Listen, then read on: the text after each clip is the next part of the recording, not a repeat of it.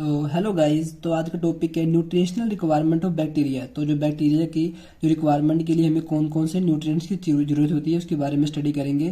तो bacteria require energy and nutrient to build the protein and structure membrane and drive biochemical process. तो जो bacteria है जो अपना प्रोटीन है वो बिल्डअप करने के लिए और जो स्ट्रक्चर मेम्ब्रेन है और उसे बिल्ड करने के लिए और जो बायोकेमिकल प्रोसेस को करने के लिए जो एनर्जी और न्यूट्रिएंट की बैक्टीरिया को जरूरत होती है। All bacteria obtain energy by oxidizing performed organic molecules such as carbohydrate, lipid and protein। तो जो बैक्टीरिया है, ठीक है, तो अब एनर्जी कहाँ से लेते हैं? जो कार्बोहाइड्रेट है, लिपिड है और प्रोटीन्स है, उसके ऑर्गेनिक मोलिक्यूल्स है, उससे ऑक्सीडेशन से वो अपना गेन करते हैं एनर्जी। तो नेक्स्ट है बैक्टीरिया के जो रिक्वायरमेंट के लिए हमें कौन कौन से न्यूट्रिएंट चाहिए।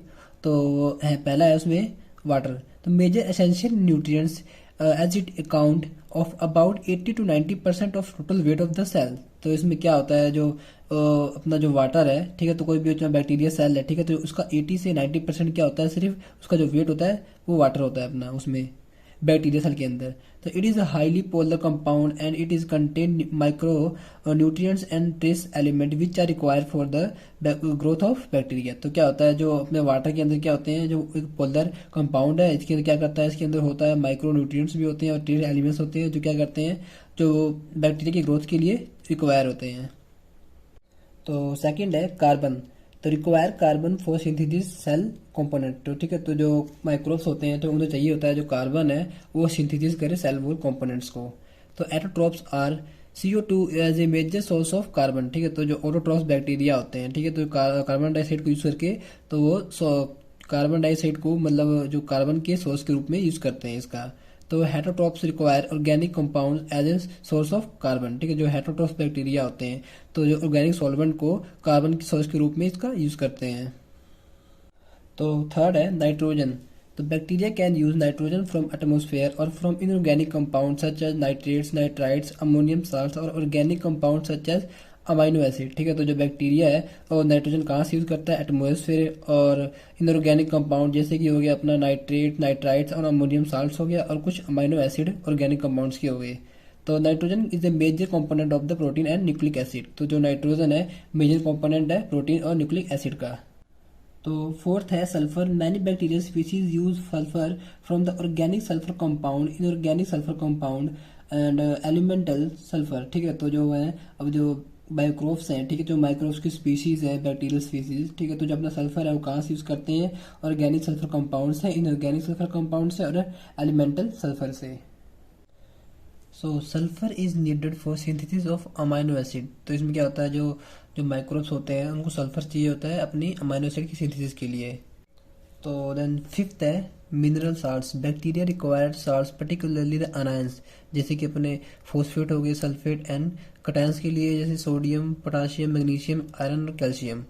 These are normally present in the natural environment और may be added in the culture media. ठीक है, तो नेचुरल इन्वायरमेंट में पाए जाते हैं और कुछ अपना कल्चर मीडिया में ऐड करके इनकी जो वो है ग्रो करवाते हैं हम। तो सिक्स्थ है source of energy. This may be a light और inorganic substance like sulphur, carbon monoxide और अमोनिया और preformed organic matter like sugar, protein and fats. ठीक है, तो इसमें क्या होता है, जो एनर्जी है वो लाइट से मिलती है, अपनी सनलाइट हो गई, ठीक है, और इनऑर्गेनिक सब्सटेंस जैसे कि अपना कार्बन, मोनोऑक्साइड, अमोनिया। और ये प्रीफॉर्म कैसे करते हैं, शुगर से करते हैं, प्रोटीन और फैट से करते हैं। Without energy light can not be exist and quickly die और बिकम इनएक्टिव। ठीक है, तो क्या होगा, जब लाइट नहीं मिलेगी तो क्या होगा, जो एनर्जी नहीं मिलेगी, ठीक है, तो जो प्रोटीन है वो बिल्डअप नहीं होगा और अपना स्ट्रक्चर है, बैक्टीरिया का स्ट्रक्चर है वो क्या होगा, वो भी मेंटेन नहीं होगा। तो इसमें क्या होगी, जो बायोकेमिकल प्रोसेस है वो भी नहीं होगी, तो क्या बन जाएंगे ये, मतलब ये जो माइक्रोब्स हैं मरने लग जाएंगे और क्या हो जाएंगे, इनएक्टिव भी हो जाएंगे। तो सेवन्थ है source of electron necessary for bacterial metabolism. तो जो सोर्स ऑफ इलेक्ट्रॉन है बैक्टीरियल मेटाबॉलिज्म के लिए जरूरी होता है। Organism which use reduce inorganic compound as a electron donor as lithotrophs and those which use organic compound as a electron donor are organotrophs। ठीक है, तो इसमें क्या होता है, जो इनऑर्गेनिक कंपाउंड है, ठीक है, जो ऑर्गेनिज्म इनऑर्गेनिक कंपाउंड को रिड्यूस करके एज ए डोनर, ठीक है, तो उसे बोलते हैं लिथोट्रोप्स। और जो ऑर्गेनिक कंपाउंड को रिड्यूस करके एज ए डोनर के रूप में उसे हम बोलते हैं ऑर्गेनोट्रोप्स। ठीक है, तो नेक्स्ट है बैक्टीरियल विटामिन, ठीक है, और ग्रोथ फैक्टर भी बोल सकते हैं इसे। This are the organic compound in minute quantity required by the some bacterial species. तो क्या होता है, जो जो बैक्टीरियल विटामिन है, ठीक है, तो बहुत मन्यूट क्वांटिटी में बहुत बैक्टीरियल स्पीशीज में पाई जाती हैं। तो जैसे देखते हैं इंक्लूड में कौन कौन से, थाइमन आती है, ठीक है, रिबोफ्लाविन होती है, निकोटीन एसिड आती है, फोलिक एसिड और विटामिन B12, ठीक है, ये सब आते हैं इसके अंदर।